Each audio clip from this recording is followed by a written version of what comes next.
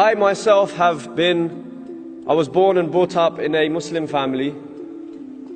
By the time I got to the teenage years, I was a Muslim who didn't really believe in God. A Muslim who had basically rejected the very fundamentals of Islam. But Muslim by name. We would go to the masjid because our father would drag us to the masjid. We would run away during Taraweeh prayers while the Imam's praying for an hour down on London Road. And then back before the last witr.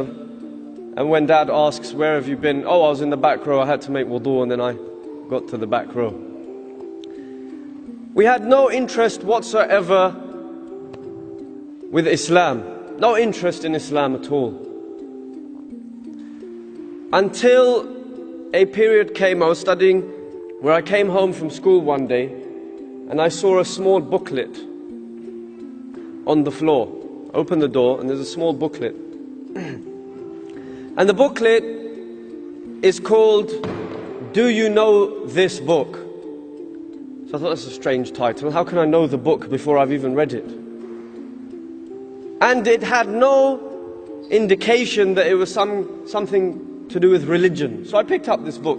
If I'd have known that it was related to religion, I would have ignored it straight away. But I picked up this book. And in this book, and remember, this is well before Peace TV and, Zakir Naik and all of these things, where we didn't really have any knowledge of science in the Quran. I started reading this book, and it was talking about some of the very scientific facts that were mentioned in the Quran 1400 years ago. It talked about how the earth went around the sun. It talked about embryology, the different stages of a fetus. It talked about the water cycle. It talked about mountains being pegs holding down the earth's crust. It talked about the universe expanding as time goes on. So being into science, I was quite amazed by this. The book explained that Muhammad sallallahu alaihi wasallam could not read nor write. 2 days after reading this book, I went back to school. We were doing A-levels, and I was in a physics lesson, and we had the most boringest teacher that you could possibly imagine. He's a very intelligent guy, extremely intelligent. He was doing some research, and he was doing cutting-edge research, so that he knew things that nobody else in the world knew about physics, because he was the one discovering some of these things. And obviously that made him a little bit arrogant. And I remember on this particular day, he was walking up and down. You can imagine a short, stocky fellow, and he had his trousers somewhere up here, quite contrary to the fashion today. And he would walk up and down. He'd never look at the audience. And he would play with his braces. And on that particular day, he was talking about something or other. I wasn't really paying attention until he said that the universe is expanding. So obviously I read this 2 days ago in the little booklet, Do You Know This Book?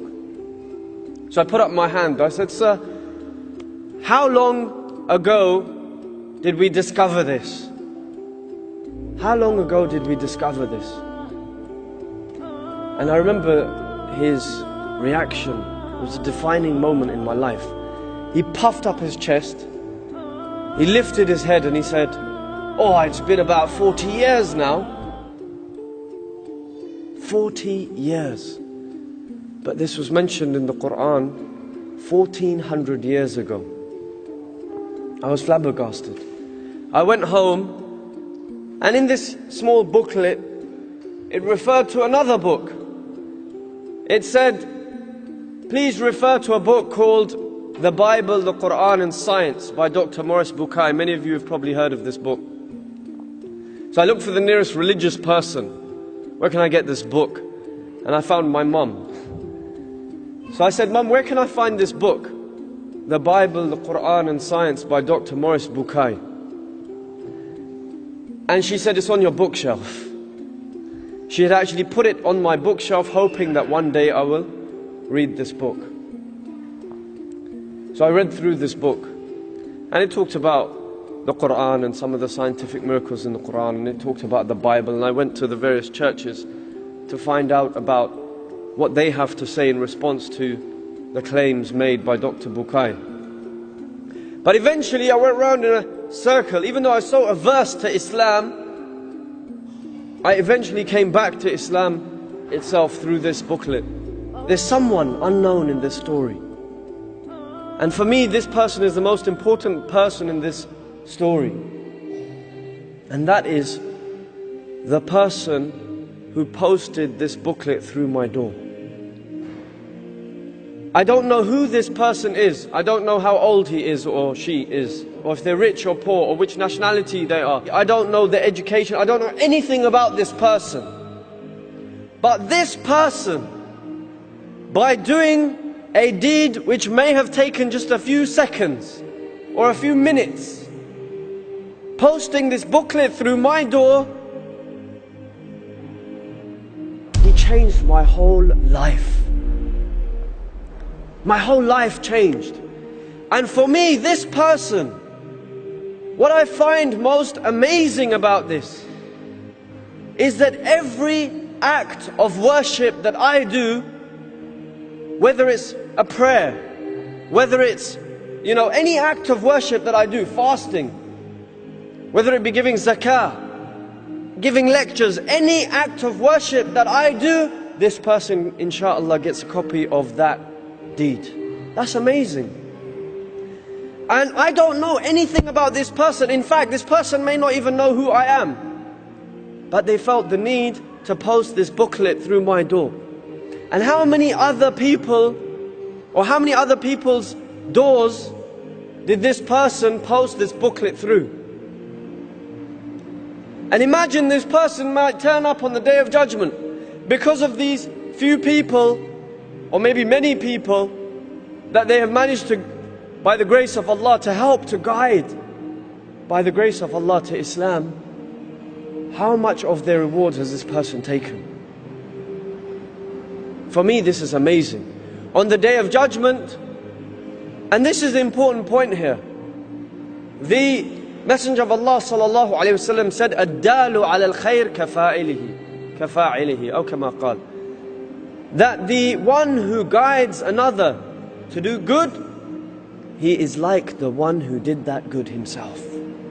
He gets a copy of that person's good deeds. And the first person who actually did the good, no deed, no reward is wiped off his slate. It's a complete copy.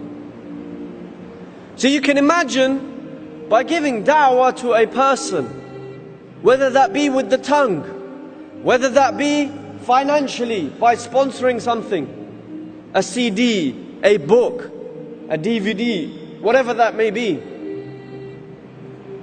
whether that is by physically posting or handing out leaflets or books or something of this nature. If one person accepts Islam, brothers and sisters, through this, you have got a brand new opportunity, a whole new life of good deeds. And what's amazing for me is that it's not just about the person's prayer or his fasting or his seeking knowledge or his giving da'wah or his doing hajj or anything of that nature. It's not just these acts of worship of the limbs. In fact, you'll be rewarded if one person accepts Islam through something you've done. You get rewarded for that very person's iman. His iman. What does this mean? Let's think about this. Let's stop. Let's ponder. It means when the person is sleeping, he's sleeping at night, but he's sleeping as a Muslim, you are getting reward at that time. Allahu Akbar. Because he's sleeping with iman. He's sleeping as a Muslim. This, brothers and sisters, is what keeps me in da'wah.